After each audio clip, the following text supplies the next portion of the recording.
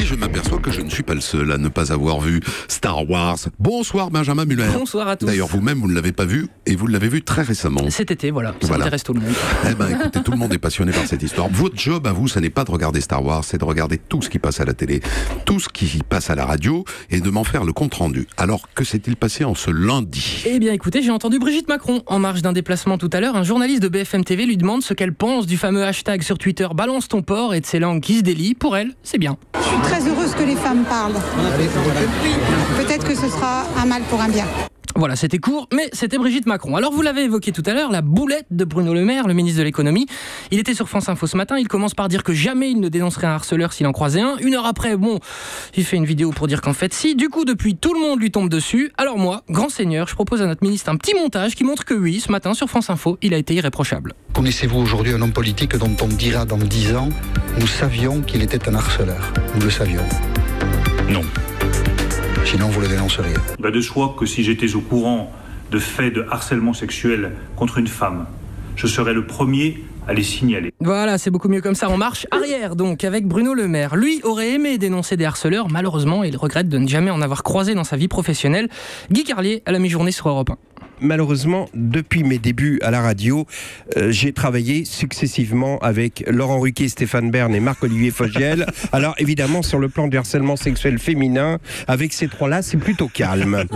Tiens, Guy Carlier, que pense de tout ça Emmanuel Macron ? Ce qui est croquignolesque dans le monde où nous vivons. Ah oui, croquignolesque qui restera comme le mot de son interview d'hier sur TF1. Croquignolesque, c'est sûr que c'est mieux que bordel, mais ce n'est pas la première fois que le président nous surprend par son phrasé. Donc ce que vous proposez comme d'habitude, c'est de la poudre de perlimpinpin. Voilà, c'était bien aussi la poudre de perlimpinpin, mais je sais pas si vous serez d'accord avec moi, je pense que le maître en la matière, ça reste lui. Une histoire abracadabrantesque. Voilà, il y avait un peu plus de panache là, c'était mieux quand même sous Chirac.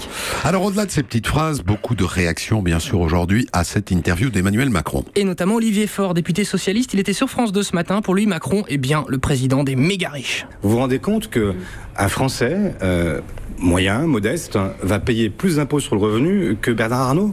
Vous êtes sûr de votre coup, Olivier Faure ? Ça mérite un vrai faux de l'info, parce que là, ça paraît gros quand même. Bref, Macron est-il le président des riches ? La question lui a été posée hier et il s'est fait plaisir face aux trois journalistes. Quand je vous regarde, je ne regarde pas des riches. Statistiquement, vous l'êtes au regard des statistiques françaises. Bon, comme vous ? Oui. Et alors ? Et alors, qu'est-ce qu'il y a ? C'est quoi ton problème ? Tu baisses les yeux, ok ? David Pujadas, pas mécontent de sa répartie, il l'a confié à Philippe Vandel ce matin. C'est de bonne guerre, j'allais dire. Voilà, quand on vous dit vous faites partie des riches statistiquement, vous aussi. Eh oui, c'est de bonne guerre, tout va bien. Surtout que là aussi, Macron pense peut-être avoir été original en s'attaquant au salaire des journalistes, alors que pas du tout. Laurence Ferrari face à Sarkozy, on est en 2010 à propos du salaire du patron d'EDF à l'époque, Henri Proglio. 1 600 000, c'est effectivement 140 fois le salaire de base d'un salarié d'EDF.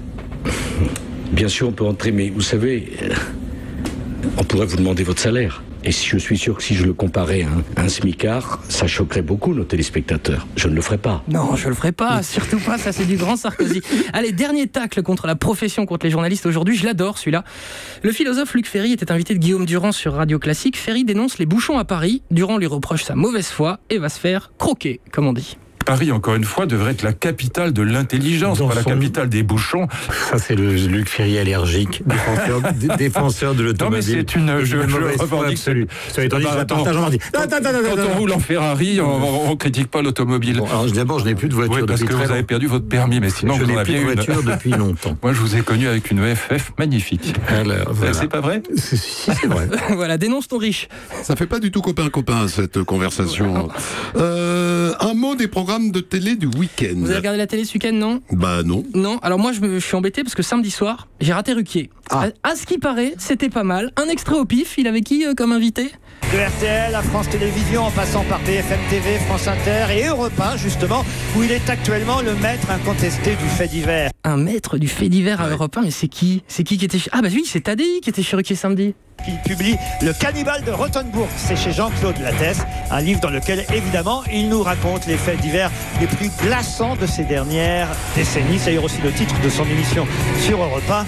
Ondelat raconte, puisque voici Christophe Ondelat. Pas Tadei, c'était vous. Je me suis reconnu, figurez-vous. C'était vous. Bon, en tout cas, c'était chaud. Malheureusement pour vous, Christine Angot a détesté votre livre. Vous vous êtes fait allumer. Désolé, Christophe, par déontologie. Je dois repasser cet extrait. Ondelat, découpé par Angot. C'est parti. Ce qu'il faut dire aussi, c'est que Bon, il y a un sens de la narration et du récit qui est quand même c'est très très bon, quoi. Voilà, voilà. Merci. Bah oui. Et le récit est incroyablement bien mené, quoi. Voilà. Si même Christine Angot a aimé.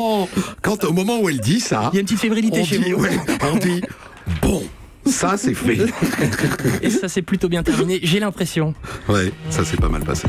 Merci à vous. Europe 1.